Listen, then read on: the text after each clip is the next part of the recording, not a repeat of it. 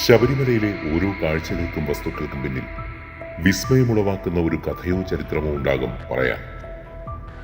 പൊന്നു 18 പടി കയറി വരുന്ന ഭക്തന് തത്വമസി എന്ന വേദവാക്യത്തോടൊപ്പം തന്നെ ദർശനമേകിയിരുന്നവയാണ് 18 പടിക്ക് ഇരുവശത്തുമായി ഉണ്ടായിരുന്ന രണ്ട് വലിയ മണികൾ.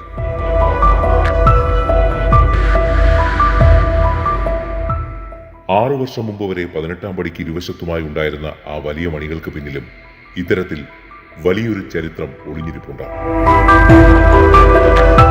1950 ശബരിമല ക്ഷേത്രം അഗ്നിക്കിരയായ ശേഷം പുനർനിർമ്മിച്ചപ്പോൾ കേടുപാട് വന്ന വിഗ്രഹവും പുനഃപ്രതിഷ്ഠിക്കാൻ തീരുമാനിച്ചു. ഇതിനെ തുടർന്ന് ചെങ്ങന്നൂർ തട്ടാവിള സഹോദരന്മാരായ അയ്യപ്പ പണിക്കരും നീലകണ്ഠ പണിക്കരും നിർമ്മിച്ച പുതിയ അയ്യപ്പ വിഗ്രഹം പ്രതിഷ്ഠയ്ക്കായി തയ്യാറായി. അങ്ങനെ പഴയ വിഗ്രഹത്തിലെ ജീവാംശത്തെ പുതിയ വിഗ്രഹത്തിലേക്ക് ആവാഹിച്ച് പ്രതിഷ്ഠിച്ചു. സാധാരണയായി പുനഃപ്രതിഷ്ഠ കഴിഞ്ഞാൽ ജഡാവസ്ഥയിലായ പഴയ വിഗ്രഹത്തെ ആറ്റിലോ പുഴയിലോ സമുദ്രത്തിലോ നിമജ്ജനം ചെയ്യുകയാണ് പതിവ്. എന്നാൽ കോടാനുകോടി ഭക്തർക്ക് ദർശനമേകിയിരുന്ന ആ പഴയ വിഗ്രഹത്തിന്റെ ചൈതന്യം അപ്പോഴും തെല്ലും ചോർന്നു പോയിരുന്നില്ല.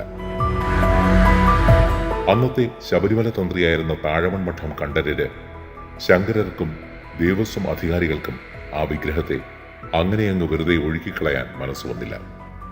അങ്ങനെ കൂട്ടായ തീരുമാനപ്രകാരം ആ വിഗ്രഹത്തിന്റെ ചൈതന്യം 18 പടിക്ക് മുകളിൽ സന്നിധാനത്ത് തന്നെ നിലനിർത്തുവാൻ തീരുമാനിക്കുകയും വിഗ്രഹത്തിലെ ആ പഞ്ചലോഹ ആവരണം ഉരുക്കി അതുകൊണ്ട് രണ്ട് വലിയ മണികൾ ഉണ്ടാക്കുകയും ചെയ്തു.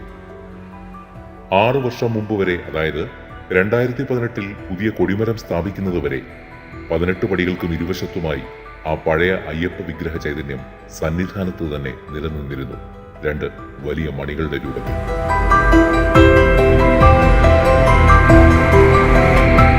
എന്നാൽ ചരിത്രത്തിൽ രേഖപ്പെടുത്താത്ത ഈ സത്യം അറിഞ്ഞോ അറിയാതെയോ പുതിയ കൊടിമരം സ്ഥാപിച്ചപ്പോൾ നടന്ന മിനുക്ക് പണികളുടെ ഭാഗമായി തിരുമുറ്റത്തെ ആ മണികൾക്കും സ്ഥാനചലനമുണ്ടായി.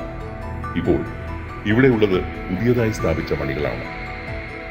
ചരിത്രമുറങ്ങുന്ന ആ പഴയ രണ്ട് മണികളിൽ ഒന്ന് മാളികപ്പുറത്തേക്കും മറ്റൊന്ന് പമ്പ ഗണപതി ക്ഷേത്ര സമുച്ചയത്തിലേക്കും മാറ്റി സ്ഥാപിച്ചിരിക്കുകയാണ് ദേവസ്വം അധികാരികൾ ഇപ്പോൾ.